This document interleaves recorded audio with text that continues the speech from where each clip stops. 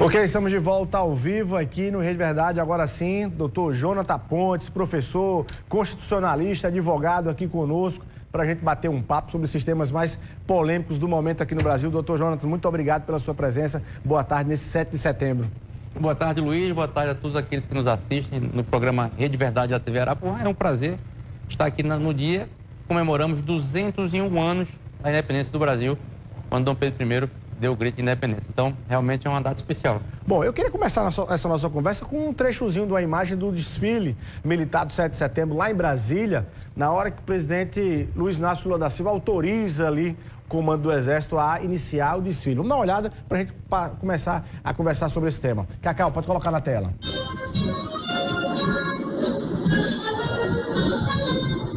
O general Carmona solicitará autorização ao presidente da República para dar início ao desfile. General de divisão Ricardo Piai Carmona, comandante militar do Planalto, solicito permissão a Vossa Excelência para dar início ao desfile cívico-militar em comemoração ao 101º ano da independência do Brasil. Permissão concedida.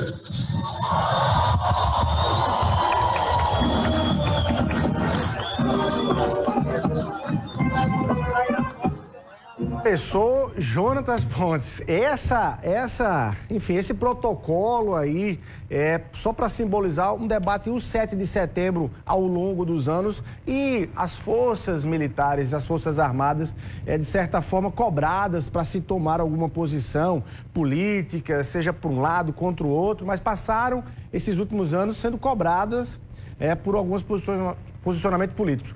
Constitucionalmente falando, o 7 de setembro de 2023 é um resgate e um retorno daquilo que a Constituição aponta, cada um no seu quadrado do ponto de vista de instituições ali cumprindo o seu dever, independentemente dos interesses, dos desejos e apoios e preferências pessoais, políticas. Perfeita a sua análise, Luiz, exatamente isso. Eu trago ao nosso telespectador um trecho, um dispositivo da Constituição Federal, artigo 13, parágrafo 1º, ele traz quais são os símbolos da República Confederativa do Brasil, que são o hino nacional, a bandeira nacional, as armas, também o brasão e o nosso selo nacional. E de acordo com a Constituição, o presidente da República é o comandante em chefe das Forças Armadas. Então, esse protocolo, essa liturgia de hoje, ela retrata algo que você frisou muito bem, a separação dos poderes. Então, o Exército Brasileiro, a Marinha e a Aeronáutica, eles são guardiões da nossa nação. Eles são utilizados para a defesa das fronteiras, em caso de guerra, e nunca para assumir condições políticas, cargos políticos, enfim, não é esse o papel do nosso Exército. Inclusive, no ano passado, você recorda, tiveram muitos brasileiros e brasileiras que pediram a intervenção militar. E para isso acontecer, é necessário um pré-requisito, uma situação extrema, excepcional, que não era o caso. Portanto, de fato, nesse 7 de setembro de 2023, nós resgatamos um pouco do papel constitucional e democrático das Forças Armadas. Na sua visão, estamos um tanto quanto mais distantes de um debate sobre rupturas dessas relações Forças Armadas e Poder Executivo?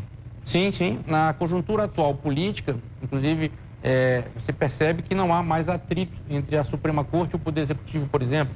O Poder Legislativo ele tem o seu papel, ele busca novas emendas, novos cargos, novos espaços.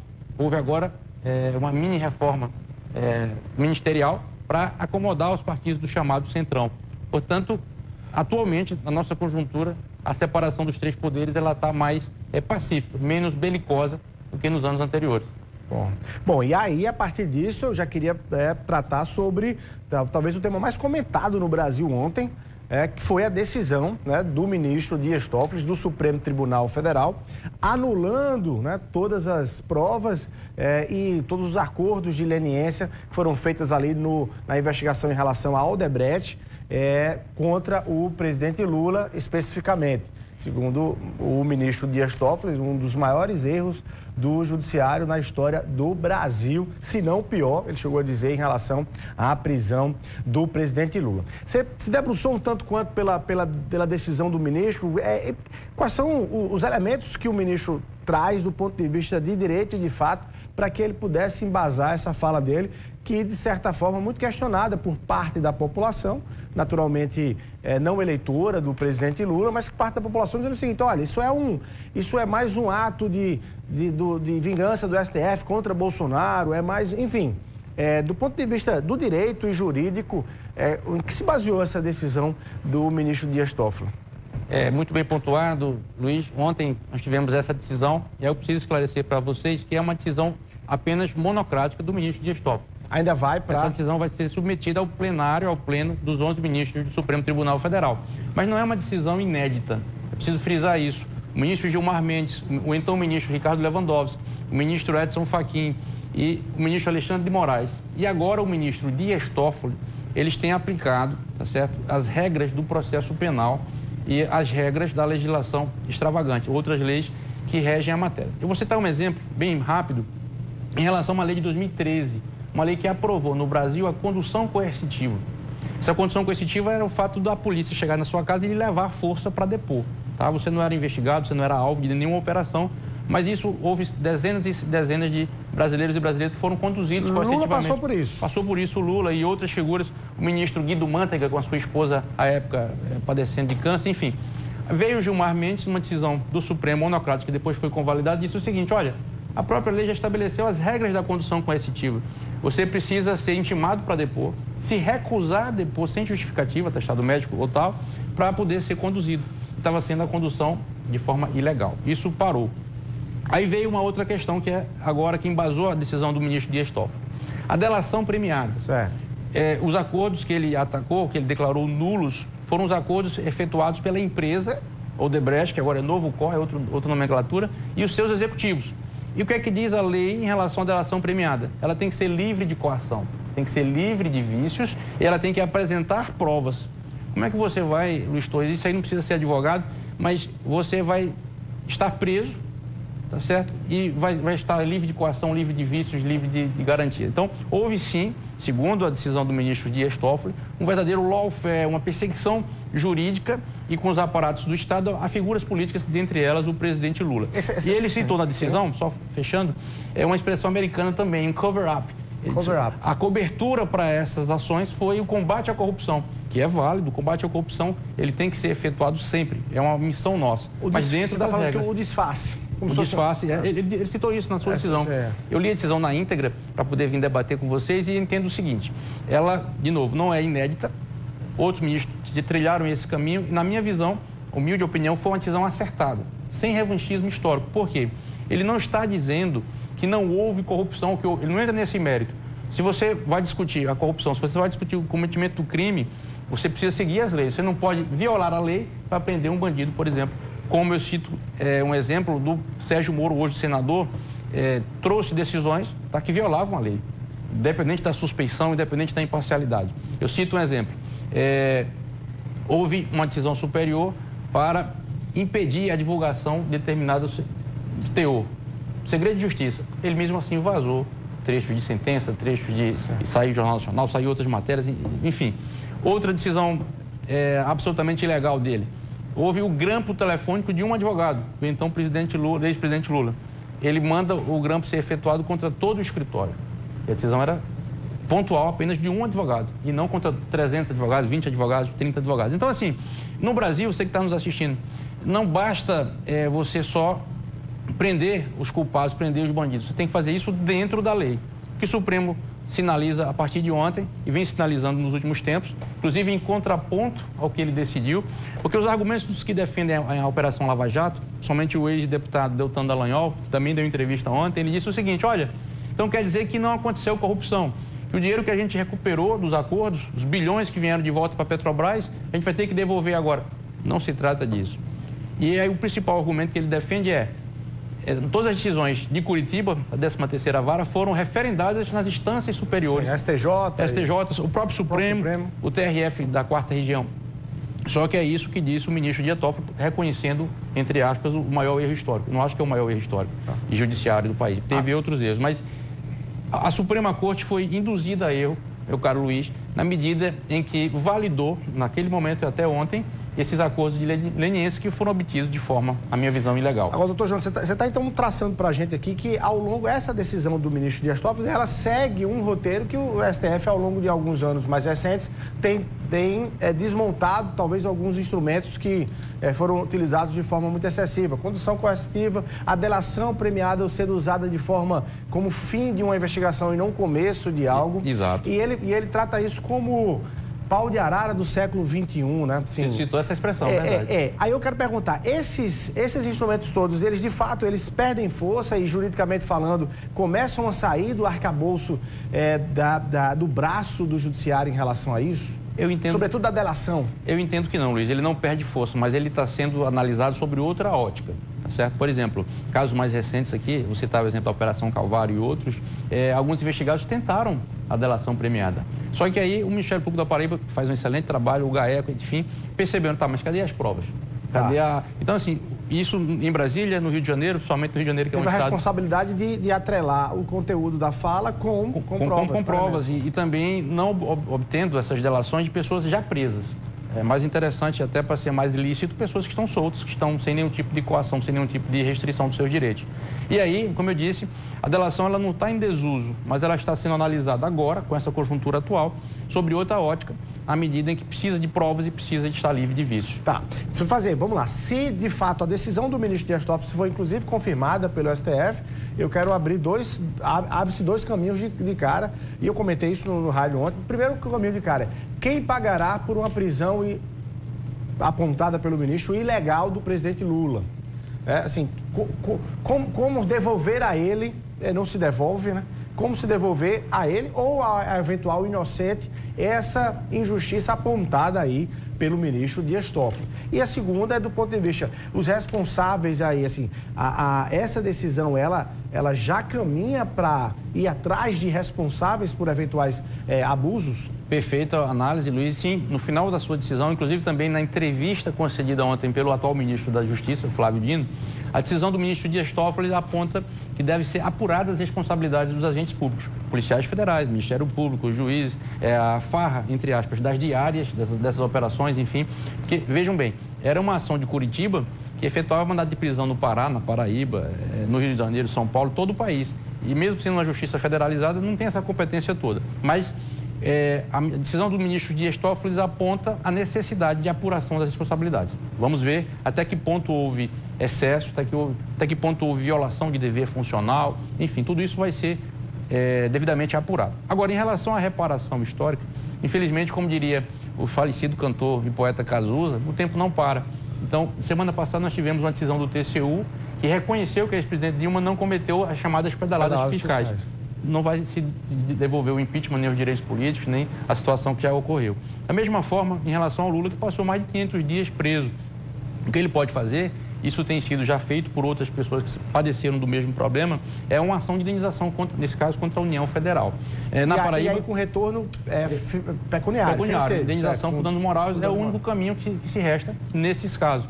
Aqui na Paraíba, por exemplo, nós tivemos algumas pessoas que já foram presas e essa prisão foi reconhecida ilegal. Eles entraram com ação contra o Estado. E ganharam. E ganharam as suas indenizações.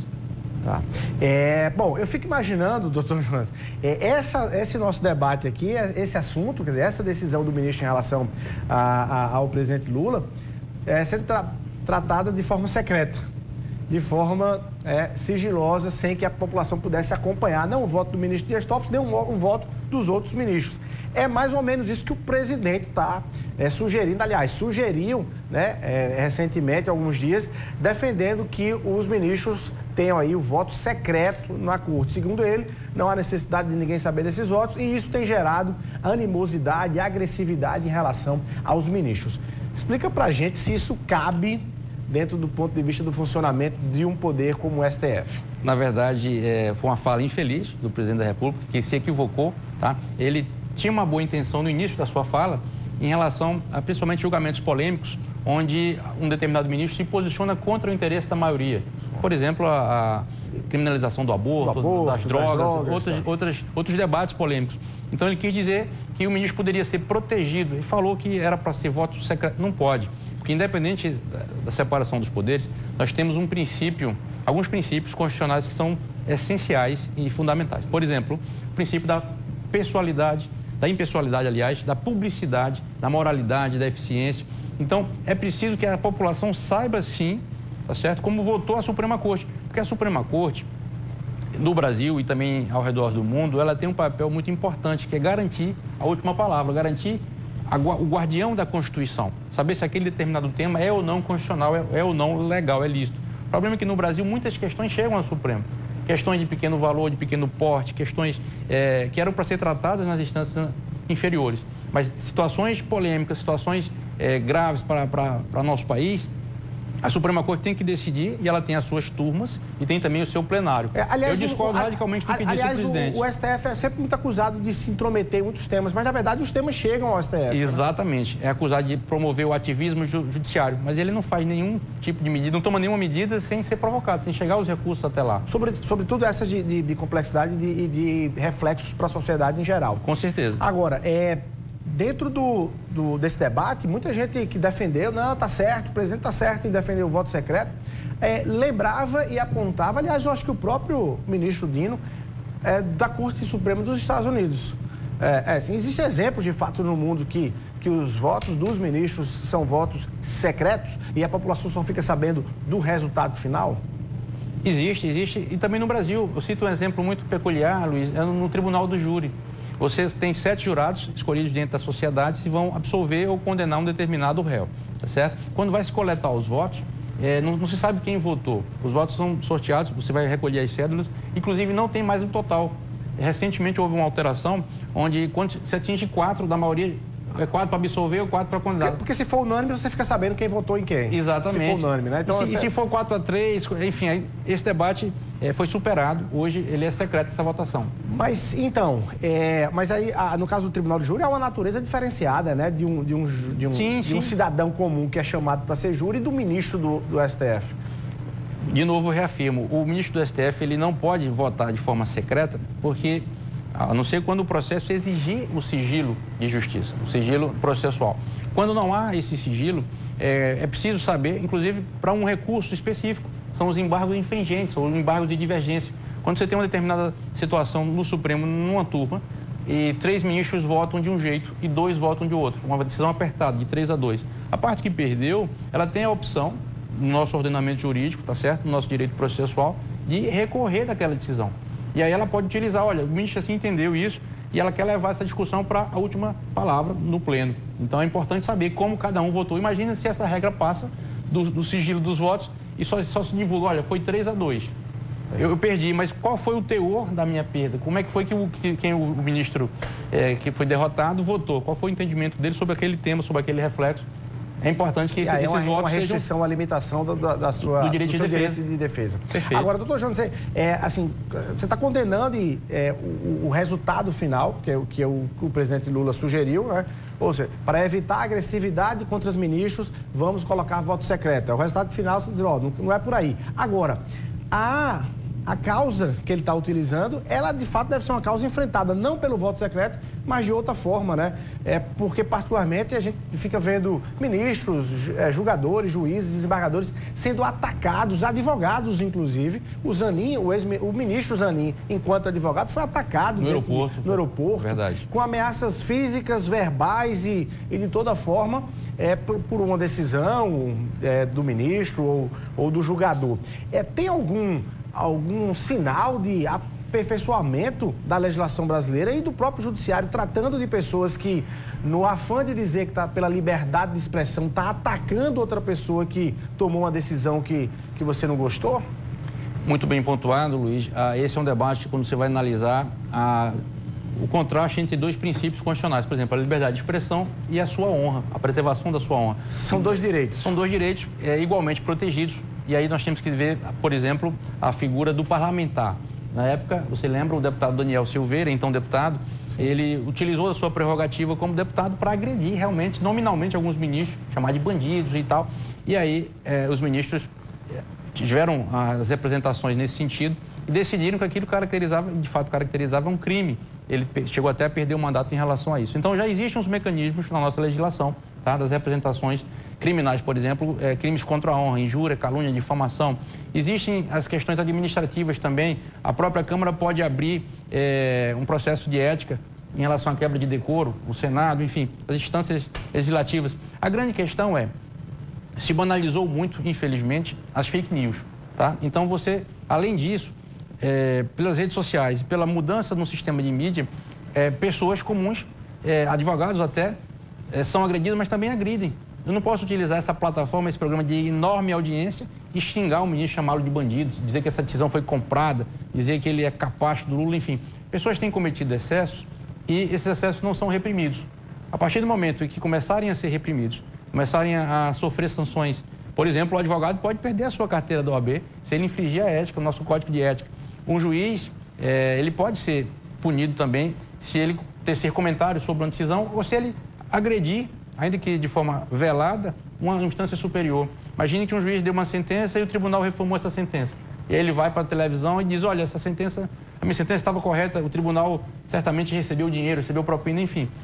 Nós temos que evitar esse tipo de coisa porque você coloca em risco, em xeque, todo o nosso ordenamento jurídico e a lisura e transparência das decisões. Certíssimo. Doutor Jonas, obrigado. Nosso tempo estouradíssimo aqui. Obrigado pela presença. Você vai para a rádio próxima semana, eu vou lhe convidar para a gente poder ter um tempo maior aí, poder debater o tema. Muito obrigado pela sua presença. Eu que agradeço, Luiz. Um forte abraço a todos. Estamos sempre à disposição. Um prazer estar aqui nessa casa. Bom demais. Vamos ficando por aqui? Um abraço a você. Muito obrigado pelo carinho da sua audiência. Um ótimo 7 de setembro para você e até amanhã, se Deus quiser.